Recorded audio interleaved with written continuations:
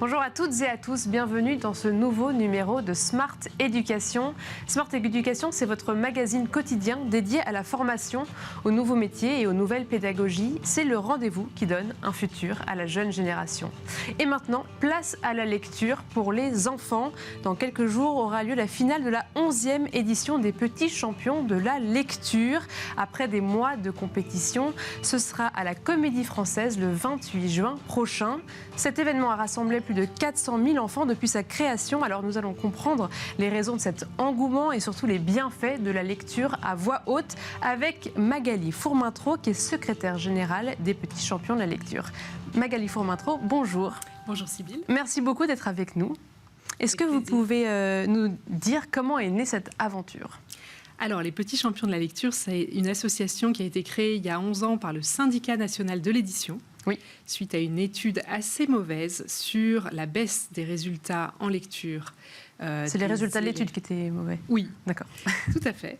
La baisse du niveau de lecture des élèves, notamment à l'entrée au collège. D'accord. Et donc, l'objectif a été de créer un dispositif qui redonne envie de lire aux enfants. Et pourquoi alors avoir créé tout un événement autour de la lecture à voix haute spécifiquement ?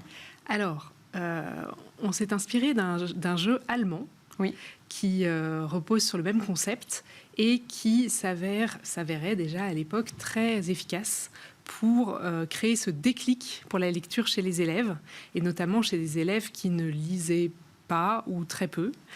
Et en fait, le fait de lire à voix haute pour les enfants est très différent de la lecture silencieuse. Ils perçoivent ça presque comme une activité différente. Oui. Donc, un côté plus théâtral. Voilà, pour l'enfant, lire pour un public, ça devient vraiment autre chose. Et s'adresser d'abord à sa classe, parce que c'est le principe. Pour participer, chaque enfant choisit librement un roman. Oui, alors vous allez nous dire comment s'organise l'événement de l'élève dans la classe jusqu'à la scène de la Comédie Française. En tout cas, dans toutes les étapes, la prestation de l'enfant est vraiment la même, c'est-à-dire lire à voix haute un extrait de 3 minutes d'un roman jeunesse. Ça démarre devant sa classe, et puis ensuite, ceux qui franchissent des étapes vont en finale départementale, puis régionale, puis nationale à la Comédie Française. Mais ça se fait petit à petit. Et donc, il y aura combien d'élèves au tout début, et à la fin, il en restera combien ? Alors, il y a 133 000 élèves au tout début.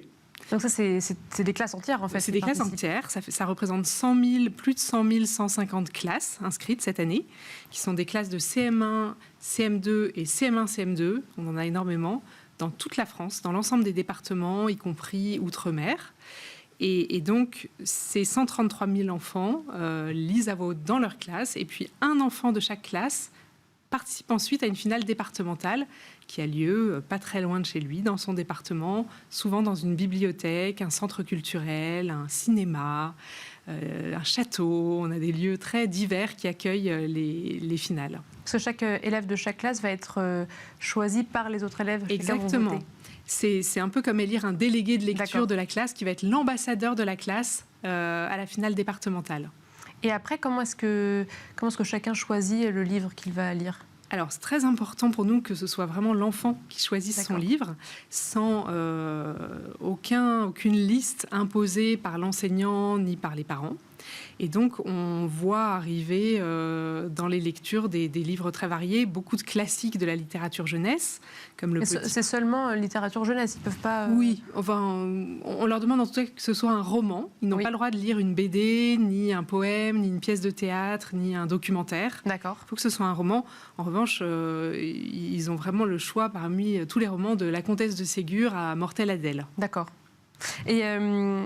combien, après, ils prennent la parole devant combien de personnes sur la scène de la Comédie Française ? C'est plusieurs centaines de personnes.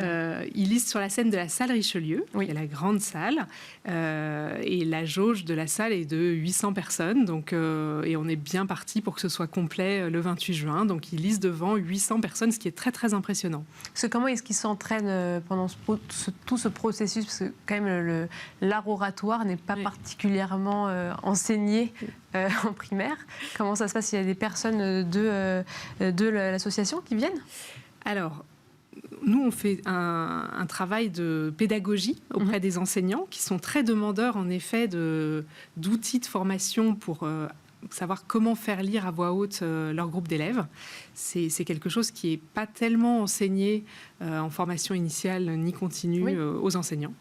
Et donc, on met à leur disposition des fiches pédagogiques, des vidéos tutos, des suggestions de lecture, des tas de ressources qui sont d'ailleurs gratuitement accessibles à tous sur le site des Petits Champions de la lecture pour les aider à faire travailler les 3 grands critères qui vont évaluer les élèves lors de la lecture à voix haute sur scène. Qui sont les 3 grands critères ? Alors, il y a ce qu'on appelle la technique, c'est-à-dire lire assez fort, articuler, faire les liaisons, par exemple. Il y a ensuite la posture, c'est-à-dire bien gérer son corps, se tenir droit, détacher de temps en temps les yeux de son texte. Et puis, il y a la transmission, c'est-à-dire la capacité à faire comprendre le sens du texte qui est lu, et puis à exprimer les émotions de l'histoire racontée. Parce que là, si vous aviez quelques tips ou conseils phares à donner à un élève, quels seraient-ils ? Alors d'abord, ne pas aller trop vite, parce que c'est vraiment un des grands défauts. C'est ce que vous voyez plus souvent ? La crainte des enfants qu'on note la plus importante, c'est le stress, bien sûr, le trac. Et donc avec le trac, la tendance à aller à toute vitesse, et donc à avaler des mots et à ne plus penser à ce qu'on dit, à débiter son texte de A à Z. Et puis... finalement, paradoxalement, ne pas trop répéter, c'est-à-dire garder une certaine fraîcheur pour garder la spontanéité de la découverte du texte, ce qui est toujours... Ça, c'est difficile pour un enfant de trouver cet équilibre. Exactement, oui, voilà. Très difficile de faire, en fait, comme s'il redécouvrait le texte, comme s'il venait de le lire pour la première fois et qu'il nous partageait sa surprise, son émotion à cette lecture. Et quand... donc, est-ce que vous accompagnez aussi les professeurs pour inscrire vraiment toute cette aventure, pour que ce soit quand même une aventure de classe entière ? Parce que c'est vrai, quand il n'y en a qu'un seul qui monte après, c'est difficile. C'est essentiel pour nous que ça reste une aventure collective tout au long de l'année. Donc, alors pour vous donner un exemple, les 14 enfants qui vont en finale nationale à la Comédie Française dans 10 jours vont être accompagnés par l'auteur du livre qu'ils vont lire. Et chacun. Voilà. Et cet auteur, on va offrir à la classe de chaque enfant une rencontre d'une journée avec cet auteur qu'on va envoyer dans les classes juste avant la finale. Donc ça se passe en ce moment, là, depuis début juin. Et donc ça, c'est un cadeau pour la classe, finalement, d'avoir cette rencontre avec un auteur jeunesse. Beaucoup d'enfants n'ont jamais rencontré d'auteur vivant. Et donc, ça modifie beaucoup leur rapport au livre, à la lecture, de se rendre compte qu'ils peuvent échanger avec celui dont ils ont lu le livre quelques jours avant, sur son métier d'écrivain, comment il crée ses personnages. Voilà. Et en termes de pédagogie, alors vous nous avez parlé un peu des bienfaits de la lecture à voix haute pour aimer encore plus la lecture, mais en termes de pédagogie, quels seront les bienfaits de la lecture ? Alors, au-delà d'en effet de développer l'envie de lire, j'en citerai 2 autres. Le premier, c'est de mieux comprendre le sens de ce qu'on lit.